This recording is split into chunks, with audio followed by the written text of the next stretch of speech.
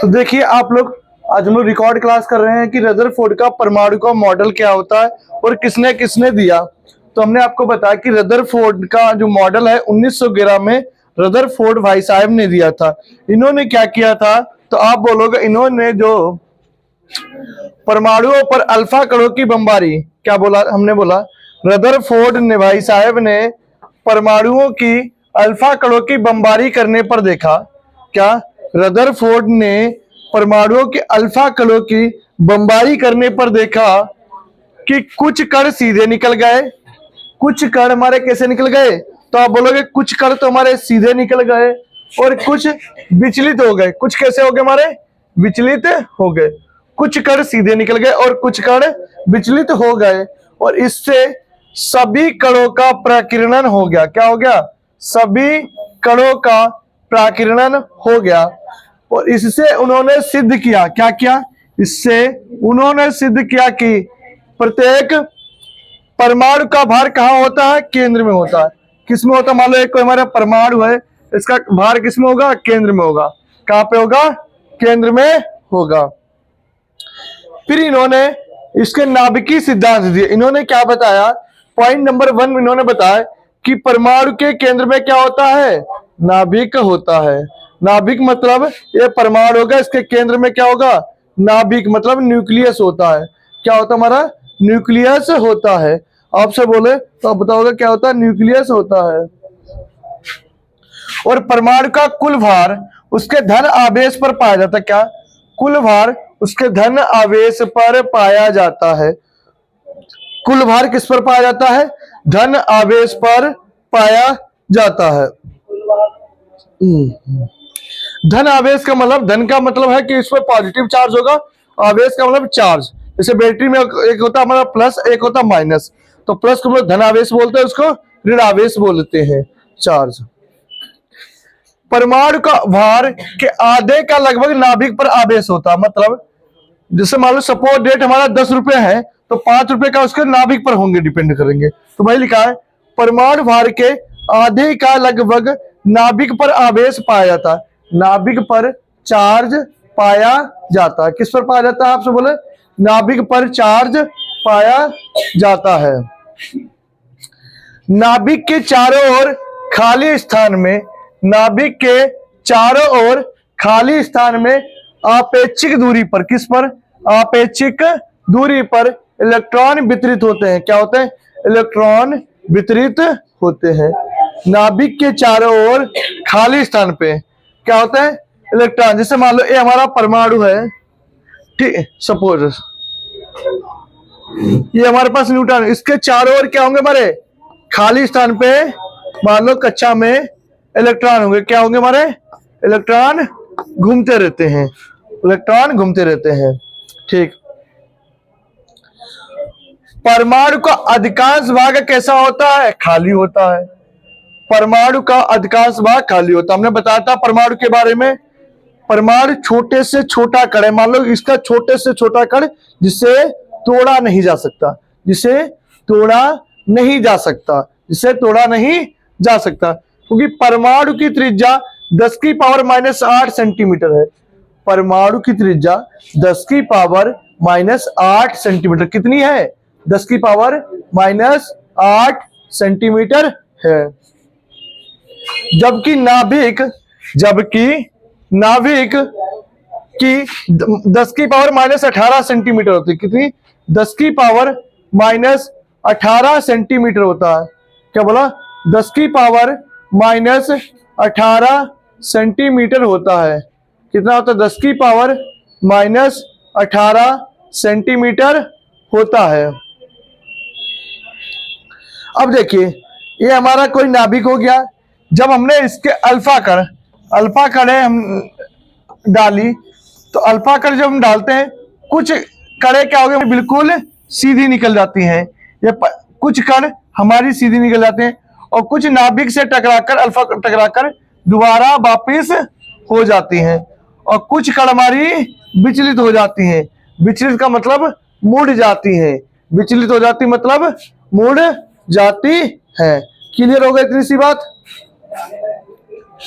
मैं कल जो क्वेश्चन आज बता रहा हूं कल आपको लिखवा कर भी देखूंगा। बहुत आराम से एक एक लाइन पॉइंट बाय पॉइंट बता रहा हूं कि आप उससे याद कर सको। अगर आपको अभी भी दिक्कत तो मैं और धीरे एक एक लाइन एक एक पॉइंट बताता चल रहा हूं।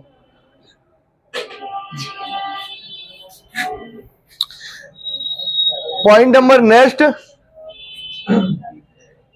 इलेक्ट्रॉन स्थिर नहीं रहता। मतलब इलेक्ट्रॉन जैसे मान लो हम स्थिर नहीं, हम इधर उधर क्या हो रहा है, घूम रहे हैं। इसी तरीके इलेक्ट्रॉन हमारा कैसा होता है, स्थिर ना होकर बंद कक्षा में क्या होता है, हमारा घूमता रहता है।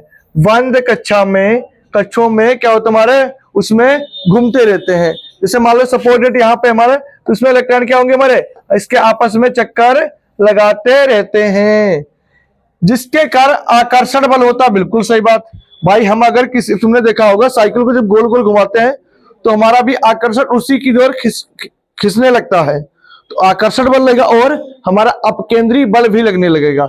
आकर्षण बल भी लगेगा और हमारा अपकेंद्री बल के कार्य बराबर होने के कारण, किसके, अपकेंद्री बल के कारण। कौन से, एक तो उनके जब हम कड़ लगा आपस में घूमेंगे तो हमारा आकर्षण बल लगेगा, उसका आकर्षण उसकी तरफ आकर्षित होंगे तो उसके ऊपर क्या, हमारा अपकेंद्री बल लगने लगेगा। तुमने देखा होगा मम्मी लोग जो क्या कपड़े धोती हैं, जो हमारी कौन होती है, वॉशिंग मशीन, उसमें कौन सा बल लगता है, अपकेंद्री बल ही कार्य करता है। जैसे मोड़ पर जब हम छोटे नहीं होते, क्या साइकिल मोड़ से बढ़िया स्टाइल से घुमा दिया, और साइकिल सीधी कभी मोड़ से घुमाई है, नहीं घुमाई है, तिरछा घुमाते हैं। साइकिल मोटरसाइकिल कुछ भी ले लो, अब कार को मतलब कार तो तिरछा होगी नहीं, कार के पहिए तिरछा होंगे। तो रीजन का मतलब हमने तो बताया कि इसका लॉजिक है कि पीछे रखे स्टूल, तो जो भी चीज अगर हम निकाले तो वो क्या, हमारा अपकेंद्री बल के घूमता रहेगा, मतलब रोटेशन मोशन होता रहेगा, रोटेट होता रहेगा। क्या होता रहेगा, हमारा रोटेट होता रहेगा, है ना। तो अपकेंद्री बल बराबर होने के कारण उस पर धनावेशित क्या होगा, धनावेशित मतलब उस पर पॉजिटिव चार्ज होगा। कैसा होगा, धनावेशित होगा। नाभिक पर गिरकर परमाणु को नष्ट नहीं होने देता। क्या करता है, परमाणुओं को नष्ट नहीं होने देता है। क्लियर हो गया पॉइंट, ठीक। अब भाई साहब इन्होंने कुछ इनके क्या दोष या कमियां क्या क्या पाई गई, ये तो हमारे गुण हो गया। अब कमियां क्या क्या पाई गई, तो कमियां देखिए,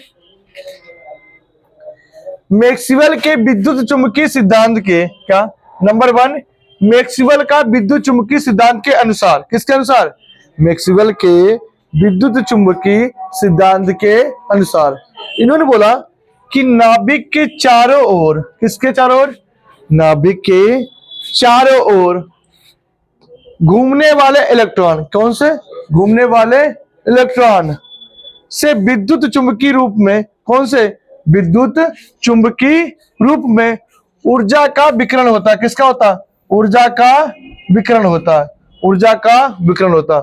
ऊर्जा की समीकरण किसने दी थी, कब दी गई थी, 1905 में। क्या बताया था, E = mc²। और पे सी प्रकाश की चाल थी, कितनी होती है, 3 × 10⁸ मीटर प्रति सेकेंड होती है। जिसमें इलेक्ट्रॉन की खोज किसने की थी, जे थॉमसन भाई साहब ने। किसने की थी, जे थॉमसन भाई साहब ने की थी। इलेक्ट्रॉन नाभिक में गिरकर परमाणु को नष्ट कर देता है। इन्होंने क्या बताया कि उन्होंने बताया कि नाभिक में गिरकर नष्ट नहीं करता था। मैक्सवेल ने क्या बताया, परमाणु नाभिक में गिरकर इलेक्ट्रॉन जो होता है हमारा क्या होता है, परमाणुओं को नष्ट कर, परंतु वास्तव में ऐसा नहीं है, ऐसा नहीं है। नंबर 2 बोला, रदरफोर्ड में कक्षाओं में उपस्थित इलेक्ट्रॉन की संख्या निश्चित नहीं की गई। मतलब रदरफोर्ड भाई साहब ने ये नहीं बताया, जैसे मान लो सपोर्ट डेट हमारा परमाणु है, कि इसकी कक्षा में कितने कितने इलेक्ट्रॉन होंगे। कुछ हम किसी, मान लो किसी में 2 हो गए, किसी में 8 हो गए, किसी में 10 हो गए, तो इन्होंने ये चीज नहीं बताया कि निश्चित हो गए। क्या, रदरफोर्ड मॉडल में कक्षाओं में उपस्थित इलेक्ट्रॉन की संख्या निश्चित नहीं की गई, निश्चित नहीं बताया गया। रदरफोर्ड मॉडल के अनुसार परमाणु स्पेक्ट्रम, क्या बोला, परमाणु स्पेक्ट्रम सतत होना चाहिए। कैसा होना चाहिए? सतत होना चाहिए। परंतु ऐसा देखा गया, क्या देखा गया? ऐसा देखा गया कि सतत बेंड के स्थान पर स्पष्ट रेखाएं दिखाई पड़ती हैं। कैसी पड़ती हैं? स्पष्ट रेखाएं हमारी दिखाई पड़ती हैं। कौन सी रेखाएं? स्पष्ट रेखाएं दिखाई पड़ती हैं। अब क्वेश्चन नंबर 2 आ गया हमारा, very very important question. Clear हो गया पहला क्वेश्चन? लिख लोगे 6 नंबर में अगर क्वेश्चन आए, रदरफोर्ड का मॉडल क्या है और इसके दोष और मतलब उपयोगिता और कमियां बताइए। कल आराम से 10 मिनट का टाइम मिलेगा आपको एक क्वेश्चन लिखने के लिए। आराम से जैसे आओगे 3 बजे तुरंत लिखना चालू कर, आपस में बिल्कुल बातचीत नहीं, अपना अपना तुरंत लिखना चालू कर दोगे। कल देखते हैं। और जिससे नहीं लिखा गया तो अपनी पीटी मजबूत कर लेना। क्या? हाँ तो लिखे ना हमको। चलो अभी तुम बात को दे दूंगा। मैं बहुत धीरे धीरे, अगर तुम साथ में लिखते हुए चलो तो आप लिख लोगे। हाँ।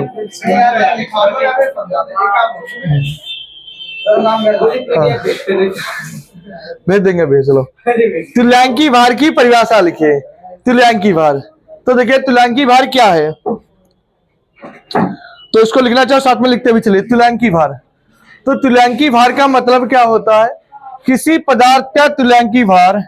देखो मैं लिखने का टाइम थोड़ा सा इसलिए कम दे रहा हूं क्योंकि ये सब चीजें मैं आपको लिखवा चुका हूं। अब आप लोग नहीं लिखा तो लिखते रहिए, क्योंकि जब शुरुआत से होती है ये चीजें हमने पहले लिखवा रखी सब चीजें। अब वही चीज दोबारा लिखो तो कोई फायदा है नहीं इतना सा। अभी भेज देंगे खुश। किसी पदार्थ का तुल्यांकी भार उसके भार की वह संख्या होती।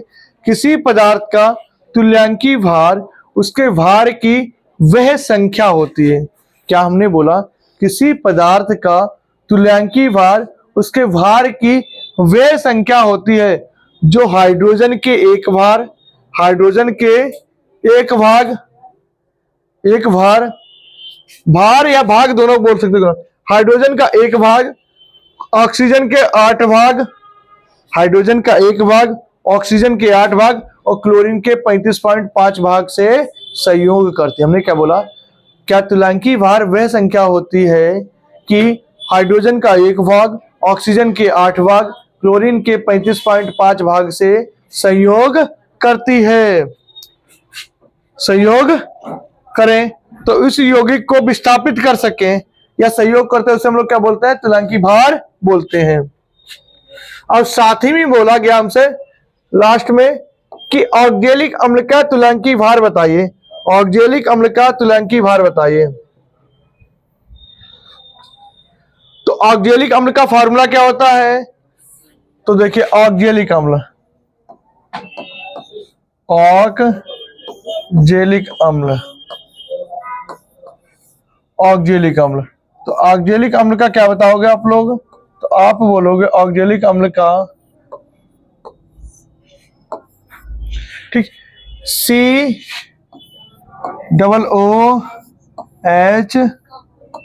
का होल ट्वाइज, ठीक। इसमें 2H2O, जब हम इसका क्योंकि ये गाढ़ा होता है, इसे मिलाएंगे तो पानी मिलाना पड़ेगा अम्ल निकालने के लिए। तुल्यांकी भार इसे तो निकाल नहीं पाओगे, तो इसमें क्या लगा देते? पानी निकाल देते हैं। अब देख लीजिए, कार्बन को कितने कहते हैं? 12। अब इसको हम अलग अलग तोड़ के लिख देते हैं। अगर लिख दें COOH और फिर COOH, कोई दिक्कत? ऐसे भी तो लिख सकते हैं। अगर ऐसे लिखना चाहो ऐसे भी लिख सकते हैं, लेकिन ऐसे क्या हो जाएगा, आप फिर थोड़ा सा कंफ्यूजन में हो जाओगे। इससे थोड़ा सा आसानी में रहोगे। हाँ, कार्बन 12 है ना, और कार्बन है कितने बाबू? तो 2 है, तो 2 लिख दिया, ठीक। प्लस लगा दोगे। ऑक्सीजन कितने यहाँ पे? 1 है, मतलब 2 और 2 ऑक्सीजन यहाँ कितने हो गए? कितने हो गए? 4। ऑक्सीजन कितना होता? 16। कितना होता? 16 गुणे 4, ठीक। हाइड्रोजन कितने यहाँ पे? 1 गुणे 2, ठीक। समझते रहना। अब हमारे पास क्या बचा? हमारे पास में प्लस हाइड्रोजन कितने हैं 4, तो 1 गुणे 4। ऑक्सीजन कितने हैं 1 2, 16 गुणे 2 हो गया, 16 गुणे 2, 12 दूनी 24, 16 4 जा 64, 2 एक कम 2, 4 एक कम 4, 16 एक दूनी 32। अब जोड़ दो 2 और 4 6, 2 8, 4 12 और 12 4 16, 16 के 6, 3 और 4 नहीं 3 और 6 9 और 9 2 11 हासिल 1, तो 12 126। कितना आ गया 126। अब इसकी भाषुमता अगर कोई बुझे ऑक्जेलिक अम्ल की क्षारकता कितनी होती है, कितनी होती है 2, कितनी होती है 2। तो फार्मूला क्या होता है देखिए आप लोग, 126 बटे 2 कितना आ गया, कितना आ गया 63। अगला देखिए, उसको नोट कर लिया था। ये पॉइंट हटाया, जैसे मैथ में पॉइंट हटाना है तो हम गुणा के साथ में लगाते हैं, ठीक है? नहीं गुणा, अब जो कर रहे कि गुणा का चिन्ह ले जाते हैं, इसमें हम लोग मैथ में नहीं कर रहे कि यहाँ पे क्या पॉइंट का मतलब अलग से इसके ब्रैकेट की बाहर संख्या है, यहाँ पे हम लोग मल्टीपल नहीं लगाएंगे, यहाँ पे हम लोग अलग अलग जोड़ रहे हैं। और इस तरीके से करेंगे तो इसकी जो इसका आंसर आएगा उसके साथ गुणा करेंगे तो फिर हमारा बहुत ही ज्यादा आंसर हो जाएगा, बहुत ही ज्यादा आंसर हो जाएगा। आगे की ओर चले,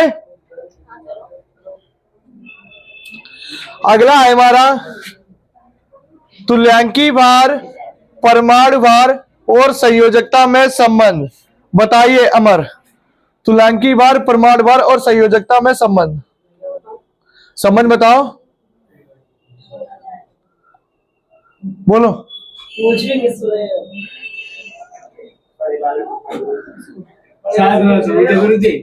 क्या हाँ, अरे नहीं, तुल्यांकी भार, परमाणु भार बटे संयोजकता में संबंध, सूत्र संबंध बताओ। अभी जस्ट बताया है 10 मिनट पहले।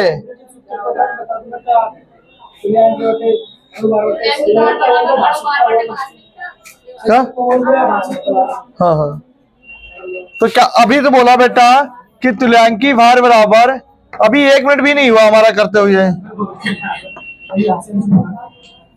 क्या बोला बस बातचीत। तुल्यांकी भार बराबर परमाणु भार, अभी तो हमने निकाला पिछले क्वेश्चन में, बटे संयोजकता है भाषमुक्ता। क्या दिक्कत है, ये क्वेश्चन 110% हर बार आता है निकालने के लिए, तब आपको निकालना आना चाहिए, संबंध पता होने चाहिए। इसमें बाकी ये चीज लिखने की कोई जरूरत नहीं है, ओनली इतना लिख दोगे आपको पूरे नंबर मिल जाएंगे। 2 नंबर में, 2 नंबर में आता है, 1 नंबर में। अब हम लोग क्या, ठीक, ये चीज हम बेटा अभी बता चुके हैं आपको। तुल्यांकी भार की परिभाषा क्या बताया, तुल्यांकी भार बेस संख्या है ऑक्सीजन का हाइड्रोजन का भाग, ऑक्सीजन के 8 भाग, क्लोरीन के 35.5 भाग से संयोग करते हैं, उससे तुल्यांकी भार बोलते हैं। यही तो चीज लिखी है, चले खाली फार्मूला लिख लीजिए आप लोग। तुल्यांकी भार बटे परमाणु भार बटे संयोजकता क्या होती है।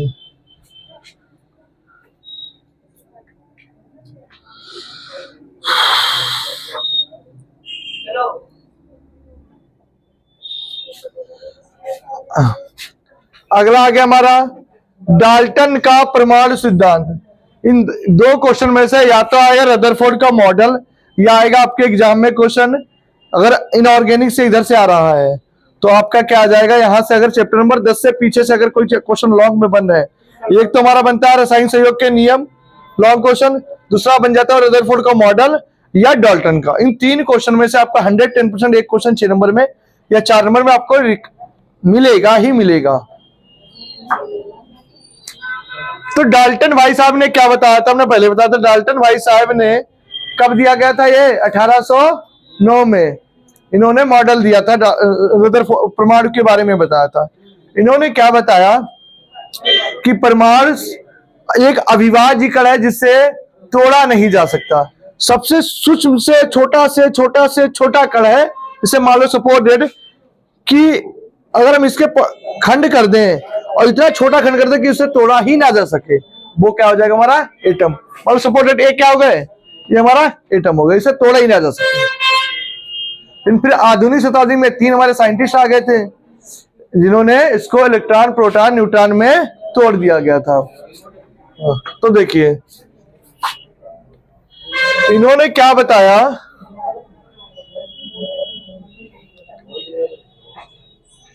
प्रत्येक तत्व अति सूक्ष्म कणों से मिलकर बना होता है। और प्रत्येक जो तत्व होता है बहुत अति सूक्ष्म। अति सूक्ष्म का मतलब होता है जिसे हम लोग सूक्ष्मदर्शी द्वारा ही देख सकते हैं, सूक्ष्मदर्शी द्वारा ही, नग्न आंखों सारा। नग्न मतलब हम अपनी आंखों से नहीं देख सकते। देखो तुम लोग कोई भी बैक्टीरिया में दिखाई देते? हम लोग के हाथों में कितने सारे बैक्टीरिया होंगे? नहीं दिखाई देते, है ना। जब आप उसको सूक्ष्मदर्शी के द्वारा देखोगे तो आपको ये जो नाखून होते हैं इसमें गंदगी भरी होती है, उसमें कितने सारे बैक्टीरिया होंगे, है ना। और जो लड़कियां ऐसे नाखून नहीं खाती हैं और इसीलिए पेट में, ये लड़के भी करते हैं, ऐसा नहीं कि लड़की ही करती हैं। हाँ, लड़कियों के क्या है, उनको नाखून बढ़ा के रखने हैं। वो अगर सही है तो बढ़ा के रखती है, लेकिन उनके गंदगी नहीं होती। किसी किसी तो ऐसे, मैं नहीं मारूंगी, मेरी मम्मी मारेंगी। हाँ, स्वाद आवे नमकीन होते का। हाँ,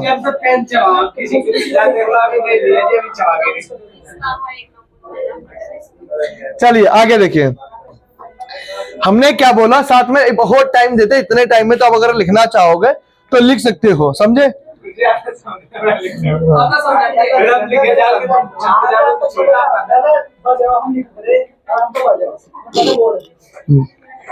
प्रत्येक तत्व अति सूक्ष्म कणों से मिलकर बना होता। हमने क्या बोला?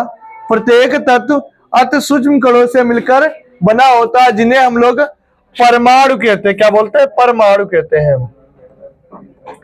परमाणु हमारा अविभाज्य कैसा है? परमाणु हमारा अविभाज्य है, जो रासायनिक क्रिया के दौरान, किसके दौरान?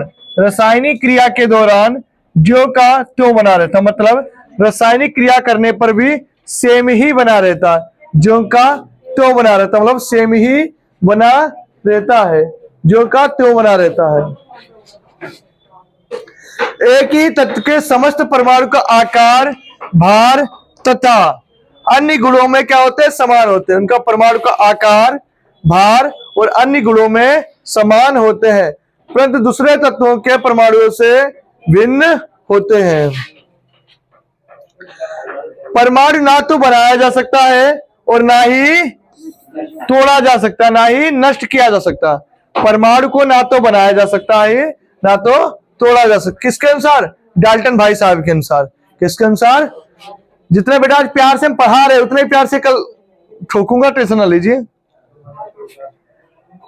परमाणु छोटी छोटी क्या होता है? परमाणु छोटी छोटी पूर्ण संख्याओं के सरल, परमाणु छोटी छोटी पूर्ण संख्याओं के सरल अनुपात में संयोग करके यौगिक परमाणु बनाते हैं। क्या होते हैं? यौगिक बनाते हैं। और हाइड्रोजन और हाइड्रोजन एक तत्व होते हैं, तत्व हमारे। तो क्या लगेगा? परमाणु छोटी छोटी पूर्ण संख्याओं के सरल अनुपात में संयोग करके यौगिक बनाते हैं।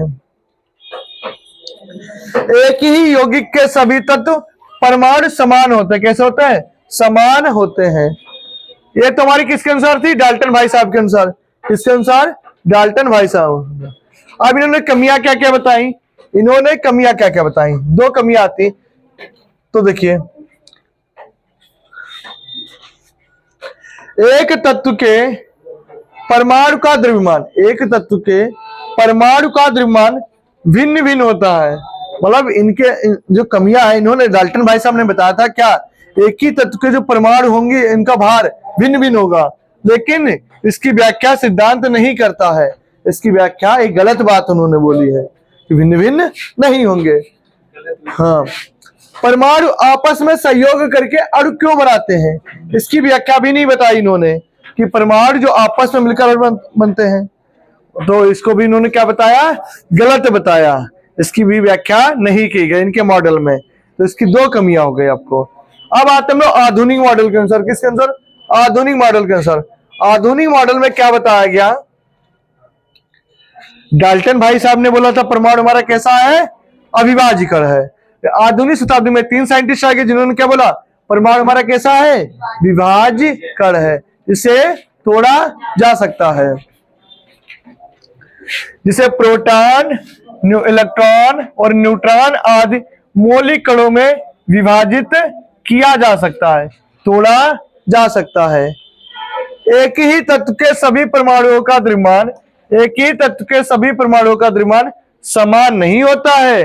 डाल्टन भाई साहब ने क्या बोला था, समान होता है, लेकिन आधुनिक शताब्दी में इन्होंने कहा समान नहीं होता है, वे भिन्न भिन्न हो सकते हैं, वो अलग अलग हो सकते हैं। जैसे क्लोरीन का कुछ परमाणुओं का द्रव्यमान 35 होता है और कुछ का 37 और 38 हो सकता है। क्लोरीन का आपने देखा होगा 35.5 होता है ना एवरेज में। तो क्लोरीन का कुछ परमाणुओं का द्रव्यमान 35 होगा, कुछ का 37 और 38 भी होगा, तो इसलिए समान नहीं होता है। विभिन्न तत्वों की द्रव्यमान संख्या भी समान हो सकते हैं। जैसे कैल्शियम और आर्गन का द्रव्यमान संख्या कैसी होती है, 40 होती है। अलग अलग तत्वों की भी द्रव्यमान संख्या हमारी बराबर हो सकती है, बराबर हो सकती है। किसी सीमा तक परमाणु के अस्तित्व को मिटाया जा सकता है। डाल्टन भाई साहब ने क्या बोला था, अस्तित्व को मिटाया नहीं जा सकता है। आधुनिक शताब्दी में बोला गया कि उसको मिटाया जा सकता है। यौगिक के परमाणु सदा छोटी छोटी पूर्ण संख्या में संयोग नहीं करते हैं, संयोग नहीं करते हैं। जैसे स्टार्च मतलब छोटी बड़ी में सहयोग करते हैं, उसमें बोला था छोटी छोटी में सहयोग करते हैं, इसमें नहीं बड़े बड़े में सहयोग करते हैं। अगला हमारा है अणुभार की परिभाषा दीजिए। यार ना पेपर में बहुत ज्यादा कंफ्यूजन होती है, अणुभार, परमाणु भार, तुल्यांकी भार, तीनों की परिभाषा इनमें से एक जरूर आती 110% 2 नंबर में। और पेपर में कंफ्यूजन आ जाता है, अरे यार क्या आ गया, अब तो मूड खराब हो रहा। हम डिफिनेशन पूछ रहे हैं और जब कल क्या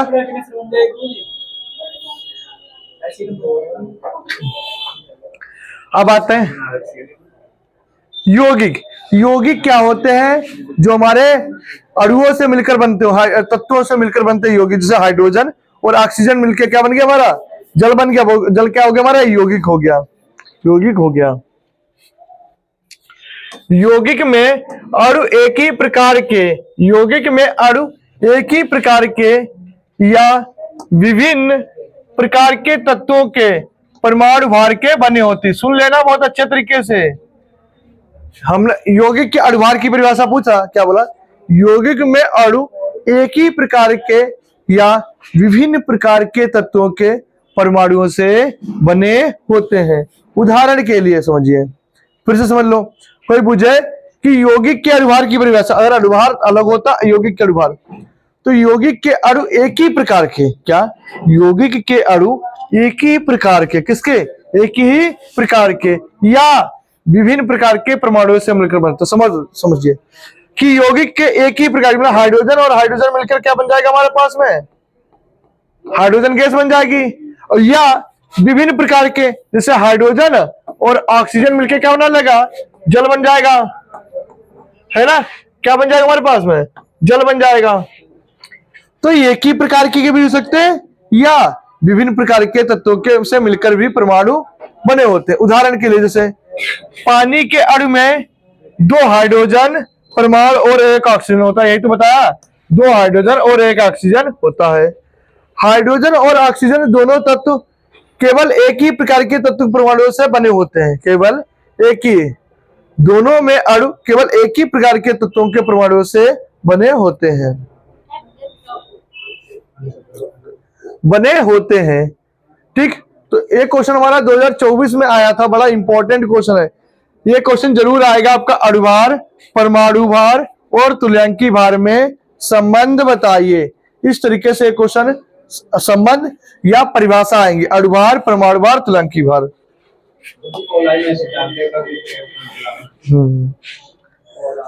अब इसको देखिए, वेरी वेरी इंपॉर्टेंट है, साथ में नोट भी कर लीजिए इनको। क्वेश्चन आया है 24 तथा 29 का परमाणु क्रमांक वाले। ये क्या, हमें इसका इलेक्ट्रॉनिक विन्यास बनाइए, इलेक्ट्रॉनिक विन्यास बनाइए। तो 24 का कैसे लिखेंगे? 2, पहली कक्षा में 8 होते हैं, 2 8 13 और 1 कितना होता है? 2 8 18। हाँ 2 8 18 32 PDF या ठीक। उसका 29 का आपकी सिलेबस में ज्यादा नहीं आते हैं, 4 ही 5 आते हैं जो हम करा दे रहे हैं। ये नहीं कि आप PCM की तरह आपको बहुत सारे आते हैं, 2 ही 3 आते हैं जो आपको क्लियर होने चाहिए।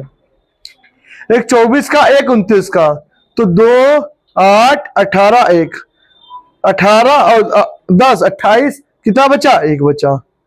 क्लियर हो गया बात? तो इसका कितना होता है? 24 का 2 8 13 1 2 8 अगर 14 लिख दिया हाँ तो गलत हो जाता हमारा रीजन, क्योंकि वो हमने भी देखे थे ये सारे। अभी जब इसके हम अभी किताब खोलना, उसमें बहुत सारे हमारे दिए, तब देखना कि लास्ट वाले में हम लोग हायर नहीं रखते ना उसकी संख्या को पूरे करने के लिए। हाँ अभी उसी तरीके से आ रहे जाओ। फिर है नियान और आर्गन का। नियान का कितना होता है? 10 और आर्गन का 18। अब इसमें भी बेटे कंफ्यूजन आ जाती कि सर इसको हम ऐसे भी तो लिख सकते थे, 2,8 भी लिख सकते थे। तो एक कुछ हमारे अक्री गैसेस होती हैं, अक्री मतलब जो क्रिया नहीं करती है, और इनके आपको जो हमारी एग्रीकल्चर में वही पूछे जाते हैं जो कुछ जिनके इलेक्ट्रॉनिक विन्यास अलग होते हैं, रूल से अलग से निकलते हैं, वही पूछे जाते हैं। तो इनको आपको डायरेक्ट तैयार करके ही जाने हैं। नियॉन का कितना होता है? 2,6 2,6 होते हैं। उसके बाद आर्गन, आर्गन का क्या होता है? 18। तो 2,8,8 2,8,8। फिर है हमारा 25 और 29। तो देखिए इसमें भी हमने क्या किया? 2,8, 13, 2 और इसमें ये चीज करा दी। तो यही है हमारे सिलेबस में इतने जो आपको तैयार होने चाहिए। क्या आप देख लेना, आगे टेबल बनी है उसमें देख के लाना, फिर बताना हमें, है ना। चले आगे की ओर। हाँ परमाणु क्रमांक को ही इलेक्ट्रॉन कहते हैं। कल हमने क्या क्या बताया था? बोलो। कल हमने क्या क्या बताया था आपको? परमाणु भार बराबर प्रोटॉनों की संख्या प्लस, और प्रोटॉनों की संख्या को ही हम लोग क्या बोलते थे? इलेक्ट्रॉनों की संख्या, इलेक्ट्रॉनों की संख्या। और इलेक्ट्रॉनिक विन्यास किसका निकालते हैं? इलेक्ट्रॉनों का निकालते हैं। किसका निकालते हैं? इलेक्ट्रॉनों का निकालते हैं। अगला हमारा है तुल्यांकी भार। अभी हमने बता दिया था आपको तुल्यांकी भार क्या है। तुल्यांकी भार बेसंख्या है, ऑक्सीजन हाइड्रोजन का 1 भाग, ऑक्सीजन के 8 भाग और क्लोरीन के 35.5 भाग से संयोग करते हैं। अब आता हमारा जल अपघटन। क्या आता हमारा? जल अपघटन।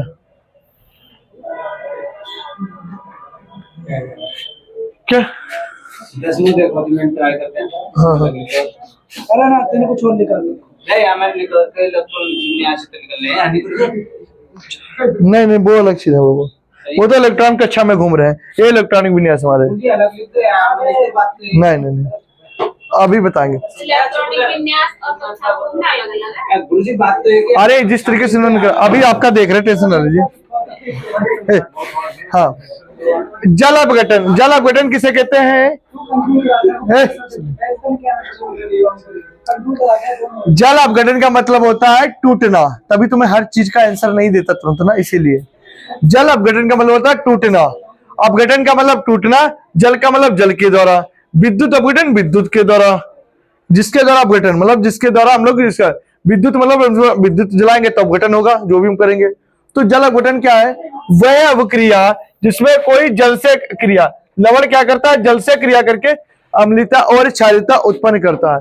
बेअब क्रिया, इसमें लवण क्या करता है हमारा, जल से क्रिया करके या तो अम्लता और क्षारीयता, जैसे समझिए मान लो सपोज डेट हमने लवण ले लिया NaCl, क्या ले लिया हमने, जल से क्रिया करा दिया, तो क्या बन जाएगा हमारे पास में NaOH और प्लस HCl, यही तो बन जाएगा। तो या तो वो लवण जल से क्रिया करके या तो क्षार प्रदर्शित करेगा या अम्ल प्रदर्शित करेगा, या अम्लता या क्षारीयता उत्पन्न करता है, तो उसे हम लोग क्या बोलते हैं, जल अपघटन बोलते हैं। तो लवण का या तो धनायन ऋणायन प्रसार H प्लस OH होता, बिल्कुल सही बात भाई। H2O को तोड़ेंगे तो क्या हो जाएगा, H प्लस का जाएगा और OH माइनस का होता हमारे पास में। तभी तो देखो, अगर अभी मैं इसको समझाऊं तो देखिए इसको कैसे समझिए। देखो हमने क्या ले लिया, NaCl, समझते रहना, A प्लस A माइनस, ठीक, HOH, A plus A minus, plus का हमेशा किसके साथ जाएगा, माइनस के साथ, प्लस का माइनस के साथ, हमेशा अगर प्लस वाला आगे होता है तो HCl और प्लस NaOH, तो यही तो लिखा हमारा। OH या आयनों की सांद्रता कम या अधिक होने पर भी क्षारीयता, अम्लीय और क्षारीयता ज्ञान हो जाती है। फिर क्या हमारा, FeCl3 का नीले लिटमस को लाल कर देती है। FeCl3 मतलब फेरस क्लोराइड होता हमारा। जाओ तो Fe3 पे हमारा क्या आ जाएगा। अब इसको देखो, तुम्हें निकालना थोड़ा आना चाहिए, इसके लिए हमें सही वो निकालना आना चाहिए कि उस पर कितना, चैप्टर नंबर 4 में हमने कराई थी वो चीजें आपको, कि किस पे कितना चार्ज होता है, सल्फेट पे कितना होता है, इस पे सब पे। चैप्टर 4 खोल लीजिए अगर देखना आपको किस पे कितना चार्ज होता है ना। अब देखिए देखिए कैसे समझेंगे, देखो नमस्ते, Fe और Cl समझते रहना। Fe पे मान लो हम लोग 3 चार्ज हैं, प्लस प्लस प्लस, और Cl पे हमारा कितना 1 है, तो A इसके आगे जाएगा, A इसके आगे जाएंगे, मतलब Fe हमारा सिंगल रहेगा और जो इस पे चार्ज होंगे हमारा वो इसके आ जाएंगे। समझ में आई बात, मतलब जो इसका चार्ज होगा वो इस पर जाएगा और इसका चार्ज होगा वो इस पर जाएंगे। तो इसी तरीके से वाला क्या हमारा बना है, समझ गए।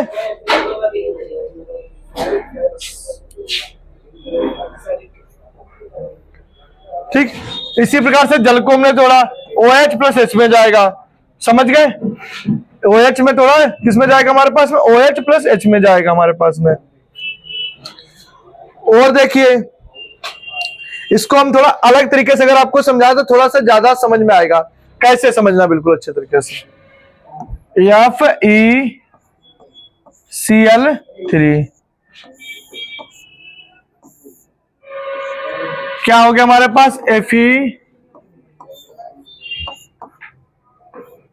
और Cl।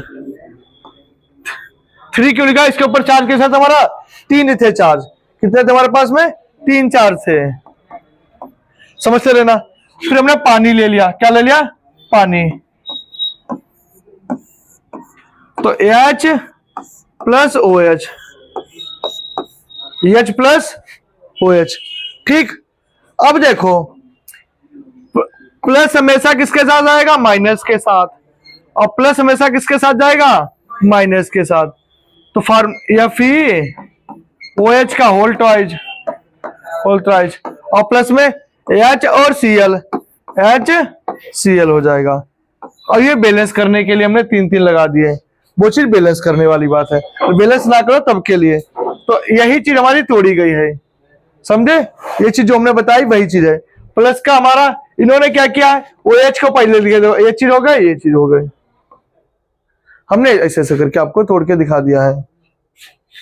फिर उदासीनीकरण, कल ही बताया था आपको उदासीनीकरण क्या थी। उदासीनीकरण क्रिया, रुके, उदासीनीकरण क्रिया थी, क्या थी, कल तो आप आए थे, बताओ उदासीनीकरण क्रिया।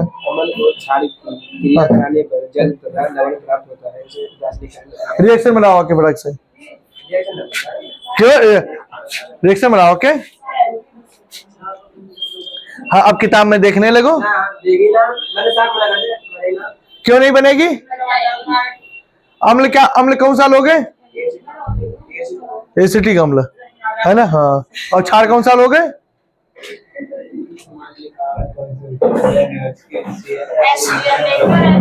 तो देखो अभी बताया कि देखो ऊपर ही कि अम्ल ले लिया, ये क्षार हो गया हमारे पास में, और ये अम्ल ले लिया, अम्ल। जब क्रिया कराएंगे तो क्या बन जाएगा हमारे पास में? लवण बन जाएगा। क्या बन जाएगा? लवण, और प्लस में पानी बन जाएगा, लवण और पानी। जब अम्ल और क्षार की आपस में क्रिया कराने पर यौगिक बनता है, उस क्या लवण बनता है? पानी लिख रखा है भाई, पानी।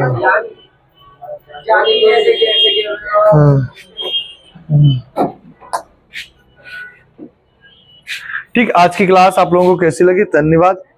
और आप लोगों को डेली लाइव क्लासेस मिलेंगी। Okay, thank you.